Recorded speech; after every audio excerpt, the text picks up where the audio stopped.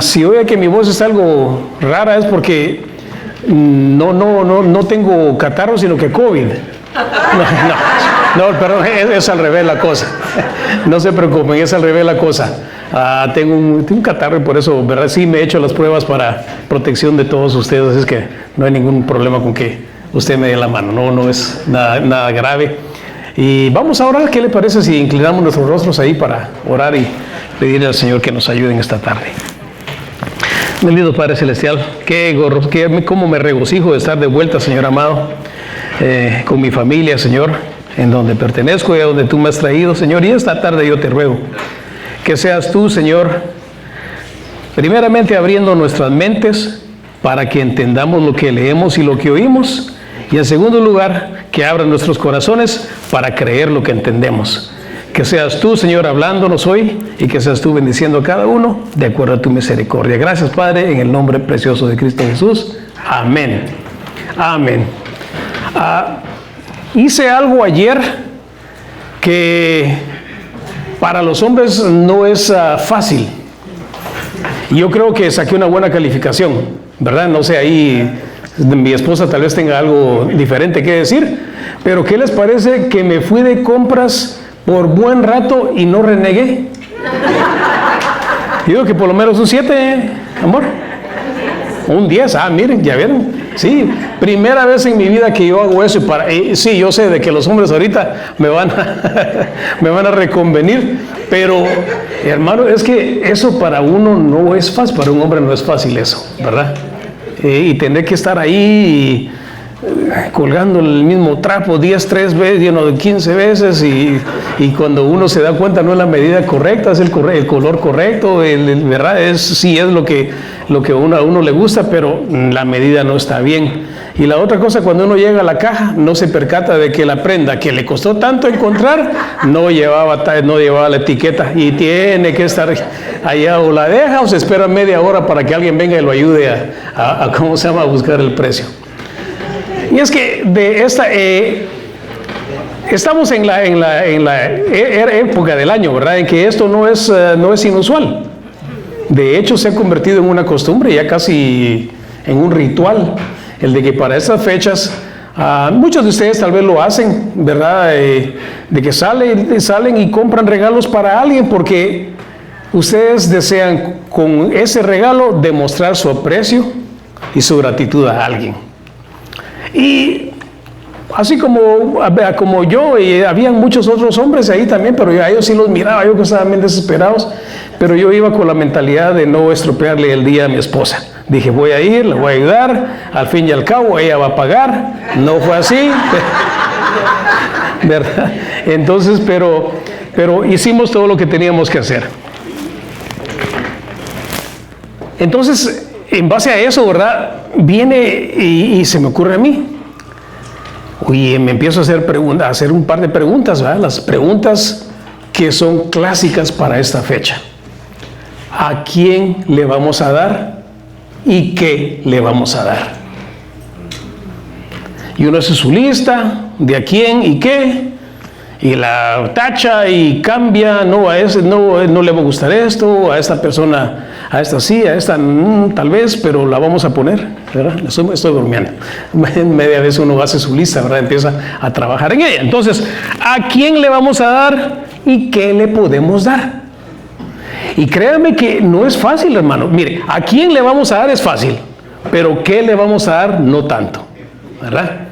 Y si ustedes no han terminado su lista para hoy en la tarde, déjenme decirles que irremediablemente ustedes van a tener que volver a dar un beanie o una bufanda otra vez. Así es que, porque ya para después de hoy se empiezan a agotar, ¿verdad?, las cosas que uno quiere, todo lo que tienen de venta se empieza a agotar.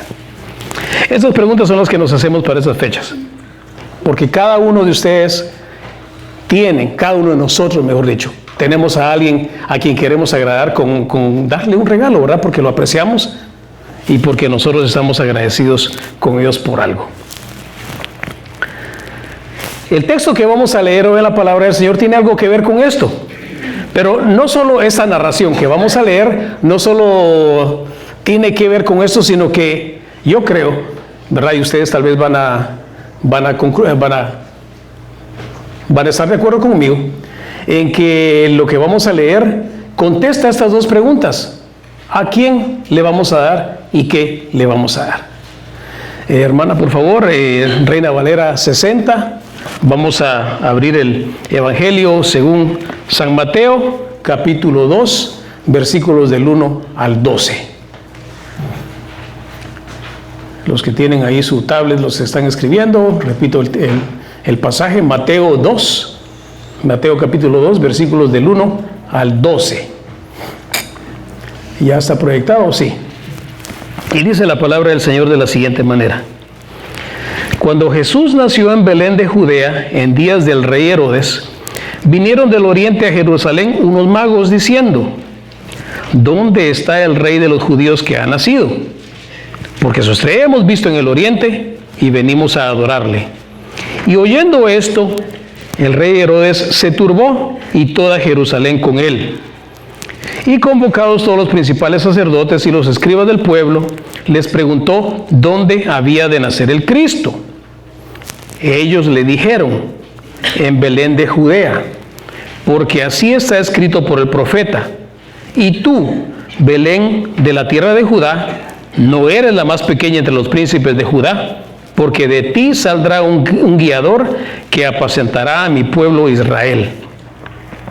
Entonces Herodes, llamando en secreto a los magos, indagó de ellos diligentemente el tiempo de la aparición de la estrella, y enviándolos a Belén dijo: id allá y averiguad con diligencia acerca del niño, y cuando le halléis, hacédmelo saber, para que yo también vaya y le adore.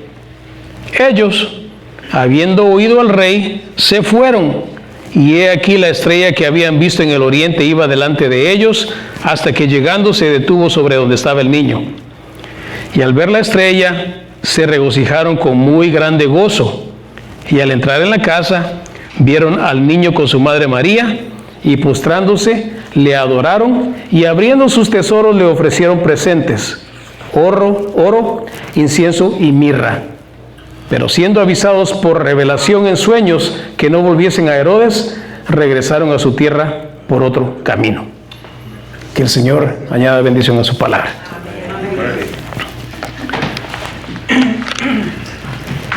¿Por qué esos sabios de Oriente vinieron de tan lejos a buscar a un niño? Porque no venían de cerca. Lo más probable era que venían de algún área de lo que ahora es lo que conocemos como Irán. Y ese tramo en ese entonces era muy largo, llegar desde lo que era, ¿verdad?, el reino persa hasta en donde está Jerusalén. No es cerca. Estaba muy lejos. Pero ¿por qué los sabios de Oriente vinieron de tan lejos a buscar a un niño? En primer lugar, lo buscaron porque les fue revelado que había nacido el rey, como dice el versículo 2. Estos, dice la palabra, magos, porque no dice que eran reyes, ni dice que eran tres. Estos magos, en el idioma original, magoi, eso es lo que quiere decir, ¿verdad?, propiamente dicho. Son magos o videntes. Y estos eran unos estudiosos que para ese imperio persa era de mucha importancia, porque ellos era un grupo de personas que practicaban la astronomía y la astrología, que son dos cosas bien diferentes, ¿verdad? La astronomía tiene que ver con lo probable científicamente, lo que se puede verificar por medio de la ciencia, y la astrología son creencias que son sin base científica, que lo que pretenden es predecir futuros hechos en el futuro acerca de lugares o personas. Esto era lo que eran estas personas, que tenían mucha influencia en el reino de donde venían, ¿verdad? De Oriente, de esa área de donde venían. Pero no solo eran personas que se dedicaban a la astronomía y a la astrología, sino que también eran estudiosos de la historia. Y ellos sabían de que en determinado lugar había de nacer el Hijo de Dios, el Rey de los judíos. Bueno, ¿cómo sabían esto? Bueno, recuérdense ustedes que cuando el pueblo de Israel, cuando Jerusalén fue sitiada por Nabucodonosor, se llevaron a muchos de los, escogieron, ¿verdad? Este reino babilónico escogió a quién llevarse, y entre ellos seguramente se llevaron a personas que eran profetas, que eran escribas. Tal es el caso, bueno, para mencionarles a uno de ellos, a Daniel. Y entonces, por el testimonio y el conocimiento de estas personas que se llevaron de Jerusalén para el oriente, es que seguramente estas personas sabían también de esas profecías. Entonces interviene Dios divinamente y provee un medio para que estos hombres lleguen a donde nació Jesús, ¿verdad? Todos conocemos, la acabamos de leer. Vieron la estrella de Jesús, y fue así que donde ellos, así que los magoi, ¿verdad? Estos magos encontraron a Jesucristo, a Cristo el Mesías prometido, quien es el cumplimiento de profecías, de muchas de ellas. Algunas de estas profecías son las siguientes con respecto a Cristo. Cristo significa el ungido, el Mesías, ¿verdad? Una de ellas es: Cristo tenía que nacer en Belén, como lo dice Miqueas 5:2. Miqueas 5:2 dice: pero tú, Belén Efrata, pequeña para estar entre las familias de Judá, de ti me saldrá el que será Señor en Israel, y sus salidas son desde el principio, desde los días de la eternidad. Estos sabios de Oriente sabían esa profecía. Por eso es que no dudaron cuando la estrella los empezó a guiar hacia Belén. Ellos la siguieron confiadamente de que iban al lugar correcto. Belén Efrata se refiere a la misma ciudad. Siendo Efrata antiguamente, antes de que se conociera como Belén, ese es el nombre que las personas de esa región le daban a esa ciudad, Efrata. Y fíjese que Efrata significa fructífero o fructífera o fértil. Y Belén, a su vez, significa casa del pan. Recordemos que de allí nació el pan de vida, como dice Juan 6:35. Es importante este detalle, ¿verdad?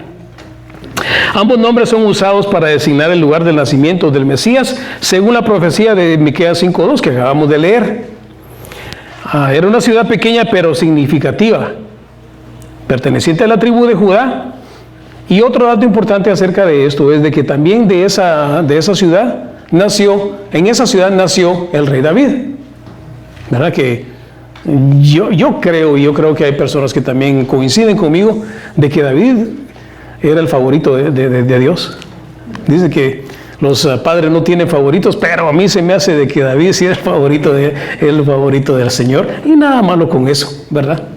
Nada malo con eso. Ahora, nosotros así, a un plano terrenal, tengamos cuidado con tener favoritos también, ¿verdad? Pero yo creo de esa manera, de que este David fue el favorito de Dios. Ahora, otra de las profecías cumplidas es de que Cristo tenía que ser llamado a salir de Egipto, como dice el texto en Oseas 11:1. Oseas 11:1 dice: cuando Israel era muchacho, yo lo amé, y de Egipto llamé a mi hijo. Lo importante de esto es de que el párrafo, la porción de la palabra que leímos ahorita, ¿verdad? En Mateo 2, del 1 al 12, la paramos ahí, pero si leemos el versículo 13, allí nos dice de que el niño Jesús tuvo que salir huyendo con sus padres porque Herodes, supuestamente el rey, ¿verdad? Y yo tengo un par de datos que compartir con ustedes acerca de este Herodes. Le ha de haber caído como baldo de agua fría, o como así al pastor que le gusta el MMF, así como una patada voladora, que estando él en el palacio y siendo designado, porque él fue designado por los romanos para regir cierta región, entre ellas a Jerusalén. Él se decía ser el rey de los judíos, pero siendo él, creyéndose él ser el rey de los judíos, que lleguen unos sabios del oriente a decirle, mira, Herodes, venimos a buscar el lugar en donde ha nacido el rey de los judíos. ¿Qué les parece? ¿Cómo le habrá caído esto a Herodes? Entonces, por eso es que dice el versículo 13 de Mateo 2:13, dice, después que partieron ellos, recordémonos, ¿verdad?, de que estos sabios se regresaron por otro lado, y de ellos se está hablando. Después que partieron ellos, he aquí un ángel del Señor apareció en sueños a José y dijo, levántate y toma al niño y a su madre y huye a Egipto y permanece allá hasta que yo te diga, porque acontecerá que Herodes buscará al niño para matarlo. Luego en la narración nosotros vemos de que la matanza que sucedió allí fue de niños de 2 años para abajo. Eso nos puede dar entonces más una idea de qué tan niño era el niño. El niño era un bebé, hermanos. Un niño de 2 años, yo lo considero, aquí en inglés le dicen que toddler, le dicen, ¿verdad? Sí, un niño de 2 años. Para mí un niño de 2 años todavía es un bebé. Y digo yo que desalmado tenía que ser ese, o sea, que las potencias del mal, hermanos, el diablo no tiene absolutamente nada bueno que ofrecer. Y llega a tal grado su depravación de que pone en el corazón de este hombre matar a todo el niño varón, una generación completa de niños de 2 años para abajo. Ahí se fue una generación completa de niños, de judíos. Y Cristo tenía que ser llamado a salir de Egipto, como dice el texto, ¿verdad? La otra cosa con respecto a la otra profecía con respecto a Cristo era que Cristo tenía que ser descendiente de David. Isaías 11:1 dice, saldrá una vara del tronco de Isaí y un vástago retoñará de sus raíces. Tenía que ser descendiente de Isaí. Y hay muchas otras profecías cumplidas también. Pero voy a dejar estas 3 aquí nada más, ¿verdad? Que son las que nos ayudan para poner el contexto de lo que estamos leyendo. Y entonces, cuando el pueblo de Israel quiso un rey, ¿verdad? Porque el pueblo de Israel fue el que pidió el rey. Dios no les sugirió un rey a ellos. El pueblo pidió un rey. Y Dios le dio el trono a un hombre llamado Saúl, si ustedes se acuerdan de la narración. Y luego después de Saúl, reinó David, que era varón conforme al corazón de Dios, era hijo de Isaí. Y David fue un hombre fiel y Dios le prometió que sus descendientes reinarían para siempre. Y Jesús era del linaje de David. Por lo tanto, es el verdadero heredero del trono y Él reina por toda la eternidad. Bendito sea el nombre del Señor. Entonces, miren lo que acabamos de leer nosotros ahorita, ¿verdad? Lo que sucedió. Estos llegaron al palacio donde el rey, en donde está queremos ir a ver al hijo al rey de los judíos, y le traemos ofrenda y queremos verlo, y verdad, y usted cuando quiere ver a alguien, seguramente que no llegaron así muy pacíficos, sino que estaban realmente alegres, contentos, verdad, y en lo que ellos estaban alegres y contentos porque iban a visitar al rey nacido, este otro ha de haber estado ardiendo en cólera por dentro. Qué contraste, ¿verdad? El contraste es el mismo. Nosotros estamos alegres en el Señor porque Dios nos ha salvado, Dios nos ha rescatado. Pero allá afuera, hermanos, los que no tienen a Dios, ellos, por eso es que no hay paz en el mundo, ¿verdad? El contraste es muy marcado. Pero fíjese, increíblemente, las autoridades religiosas judías, que seguramente tuvieron que haber sabido de este evento, y estando a 2 pasos, figuradamente hablando, estaba a 2 pasos Jerusalén de Belén, y literalmente Belén estaba a 10 kilómetros de Jerusalén. ¿Cómo es que esto no se dieron cuenta? Su corazón estaba cerrado. Por eso cuando el Señor vino, a los suyos vino y los suyos no le recibieron. Para darles una idea a ustedes qué tan cerca estuvo todo el poder religioso de los judíos del advenimiento de Dios al mundo, es 10 kilómetros. Yo hice los cálculos ahí, ahora tenemos Google Maps. Miren, me encantó. Waze lo había bajado, ese aplicación Waze, ya en El Salvador es lo que mejor funciona y me gustó mucho ese ¿verdad? Pero ya sea Waze, Google Maps o cualquier aplicación de navegador que usted use, 10 kilómetros son como de aquí a la iglesia cuando estábamos allá en la Sepúlveda y la Lassen. Y aquellos vinieron de miles de millas de fuera. ¿Cómo es posible de que el pueblo escogido no se hubiera dado cuenta de que bajo sus propias narices estaba llegando el Salvador? Ahora, en cuanto a los datos que les tenía yo de Herodes, ¿verdad?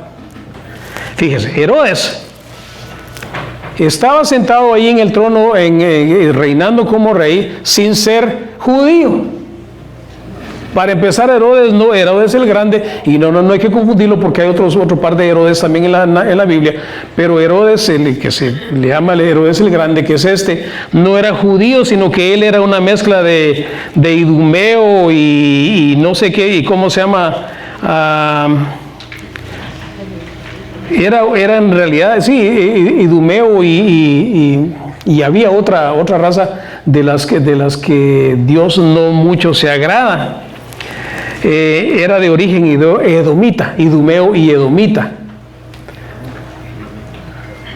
Idumeo de Edom, ¿sí? Era edomita, ¿verdad? Y entonces él no era ni siquiera judío. De hecho, era un vasallo romano. Un vasallo romano, ¿verdad? Un vasallo es alguien que ha sido conquistado, pero le dan privilegios para servir los propósitos del imperio. Entonces los romanos lo instalan a él como rey, no siendo judío, ni siendo rey legítimo tampoco. ¿Con qué razón entonces dice de que cuando oyó estas palabras que le preguntaron a los sabios se turbó? Porque él sabía que él no era rey, mucho menos el rey legítimo de Israel. Y como era un paranoico, que de hecho mandó matar a algunos de sus hijos y a una de sus mujeres, ¿verdad? Porque tenía miedo de que le quitaran el poder. Entonces, por eso les dije yo que les cayó como un balde de agua fría esto. O sea, pero de esto lo que yo rescato es de que cómo pudo ser de que vino el Señor, teniendo al Señor de aquí para ahí cerquita, de donde estaba Jerusalén y todo el aparato religioso. Ellos fueron los últimos en darse cuenta, porque ni los escribas ni los fariseos, si no es que Herodes les pregunta a ellos, ni se hubieran dado cuenta. Hay mucha gente ahora también que está el Señor a la par de ellos y no se pueden dar cuenta que el Señor está allí, presto para salvarlos, presto para ayudarlos. La segunda cosa por la que buscaron al niño fue para adorarle. Eso es lo que dice los versículos 2 y 11 que acabamos de leer, ¿verdad? Adorar al Señor es la actitud correcta cada vez que nosotros nos congregamos, hermanos. Cada vez que nos congregamos, ¿por qué estamos aquí hoy? Porque venimos a alabar y adorar al Señor. Y esa debe ser siempre la actitud de un cristiano. Cuando nosotros nos reunimos con otro cristiano, esa debe ser la actitud. Venimos para adorar al Señor. Y así vinieron ellos y dicen, porque no podemos venir de otra manera. Porque recordemos que la adoración es la única manera, personalmente yo creo que la adoración al Señor es la única manera en la que yo le puedo manifestar mi gratitud al Señor. No sé cómo más. No tengo el dinero suficiente. Dios no está interesado en el dinero. No puedo hacer la cantidad de... No hay en mí el poder hacer tanta obra buena que yo agrade a Dios en su totalidad, si no es porque Él lo aprueba. Ahora, Dios en sus bondades y sus misericordias nos ha dado a nosotros, la humanidad, el regalo más grande: la salvación. La salvación a través de Cristo Jesús, y por fe, no por obra, no por lo que yo dé ni lo que yo haga. Y la salvación tiene tres facetas que yo quiero mencionar hoy. En primer lugar, la salvación significa que Dios ha perdonado nuestros pecados y nos ha librado del poder opresivo del pecado. En segundo lugar, tenemos victoria sobre la muerte. Y en tercer lugar, tenemos la promesa de vida eterna en la presencia de Dios. Hay muchas otras bendiciones que recibimos constantemente. Y si yo les preguntara a ustedes que me hicieran una lista, rapidito me dan una lista de 10 cosas en las que ustedes han visto la mano de Dios en sus vidas. Salud, para algunos, ¿verdad? La mayoría de nosotros, salud. Solvencia económica, aunque a veces, verá, la situación aprieta, pero de alguna manera el Señor nos extiende la mano y nos ayuda. Cada uno de ustedes, yo estoy seguro que puede dar testimonio de que cuando la cosa se puso apretada, el Señor ahí mandó su mano para ayudarnos. Eso es algo de lo que nosotros tenemos que estar bien agradecidos. Otra manera en la que el Señor nos bendice a nosotros también es en el que ponga en nuestras vidas personas con las que nosotros vamos a tener relaciones sanas. Van a haber malentendidos, hermanos. Somos seres humanos, la mayoría de nosotros, sino que todos somos hispanoamericanos, somos de sangre fuerte, ¿verdad? Y entonces van a haber desavenencias, van a haber malentendidos, vamos a decir una cosa inapropiada. Yo lo he hecho, ¿verdad? Y digo una cosa en realidad como dijo, ¿quién decía el chavo el que decía? Lo dije sin querer queriendo, ¿verdad? Se le sale a uno. Ahora el problema, Dios es el que se encarga de que a la persona que nosotros a la persona que nosotros ofendemos con lo que decimos desmesuradamente o no pensamos y decimos, Dios es el que se encarga de que esa persona no guarde recelo con nosotros. Y por eso a veces me han dicho cosas, ¿verdad? Y yo digo, no, al hermano lo conozco y eso se le chispoteó, ¿verdad? Eso no es lo que él piensa de mí, ni es la manera en que él me habla a mí, ni es la manera en que él se dirige a los demás hermanos. Entonces, como decimos allá en la zona 18 de Guatemala, let it go.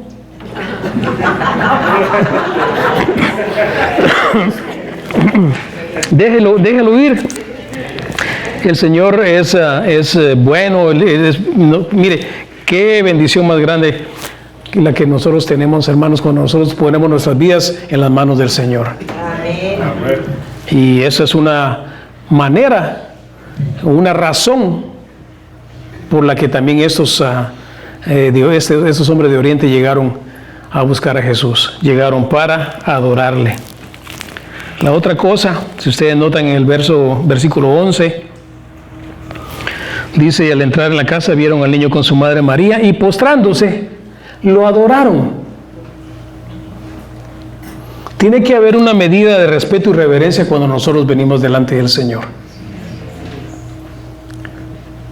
Tengo 2 semanas de que estuve allá visitando el hermoso país del Salvador y vengo contagiado, ¿verdad? Entonces les voy a decir, Dios no es suchero. Dios es su Salvador. Es el creador de todo. Y cuando nosotros venimos al Señor, venimos postrándonos en adoración. Y cantamos, sí, eres mi amigo fiel, sí. El Señor ciertamente él lo dijo, ¿verdad? Pero es que también acordémonos de no agarrar el pie cuando se nos da la mano. ¿Están de acuerdo conmigo en esas manos? ¿Sí, verdad? Dice, postrándose lo adoraron y abriendo sus tesoros, le ofrecieron presentes, oro, incienso y mirra. Ya establecimos que el niño tenía menos de 2 años, o de 2 años para abajo. ¿No cree usted que hubiera sido mejor que me llevaran un valero, o un capirucho, o un yoyo, o unas chibolas, o un muñequito o algo para jugar? Oro, incienso y mirra a un niño de 2 años, ¿qué onda? Lo que estaba sucediendo es que esos regalos que le trajeron al niño Jesús apuntaban a su futuro. No eran para uso inmediato, sino que apuntaban al futuro del Señor. Y fíjese que esos regalos no eran solo prácticos, sino que también simbólicos. Ahorita les voy a explicar por qué. El oro simbolizaba la riqueza y la realeza y reconocía a Jesús como rey. Amén. El incienso es una resina muy costosa. Hasta ahora ustedes los que queman incienso saben que esos palitos de esos que costaban como 10 por 99 centavos hace unos 10 años, yo no sé cuánto están pagando por el incienso ahora, pero es una resina muy costosa que se utilizaba en el culto y significa, mejor dicho, la divinidad de Jesús y el papel de Jesús como sumo sacerdote. Y la mirra, que es otra resina, era utilizada para ungir y embalsamar cuerpos. Esto presagiaba el sufrimiento y la muerte de Jesús, en la que ellos así le reconocían como el Salvador sacrificado.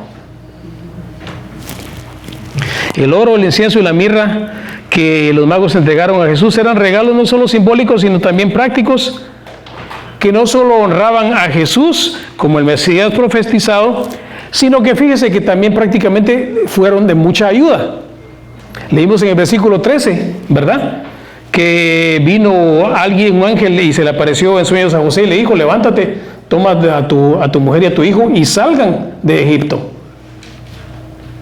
Hasta que más adelante ahí nos narra, ¿verdad?, que llegó el tiempo de que el niño podía regresar porque ya no corría peligro su vida. Pero ¿cómo creen que se mantuvieron mientras estuvieron en Egipto? Le habían llevado oro, ¿verdad? O sea que esos regalos no eran solo simbólicos, sino que eran prácticos también.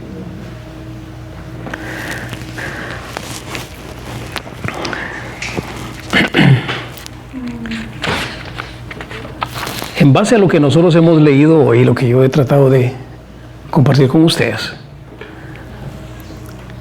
para concluir, quisiera hacer una pregunta. Pero verdaderamente, ¿quién era aquel niño a quien estos sabios ofrecieron presentes? ¿Quién era? Dice la palabra del Señor en Juan 1:1. En el principio era el Verbo, y el Verbo era con Dios, y el Verbo era Dios.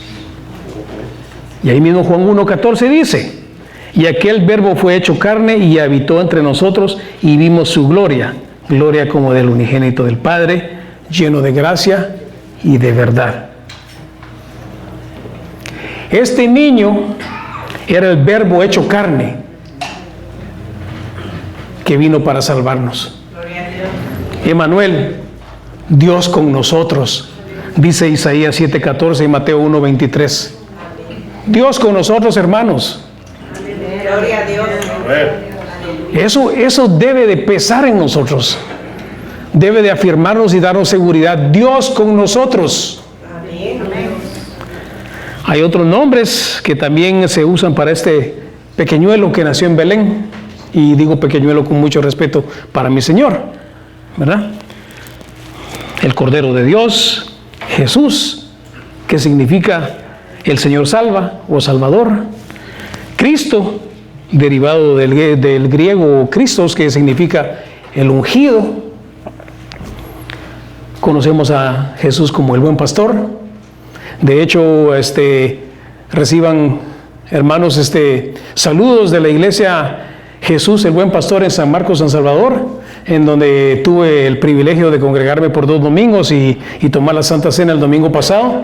Los hermanos de la iglesia Jesús, el buen pastor, le mandan saludos a la congregación de ustedes, de nosotros, dijeron, a la congregación de ustedes, dijeron ellos, a mi congregación, a Renacer.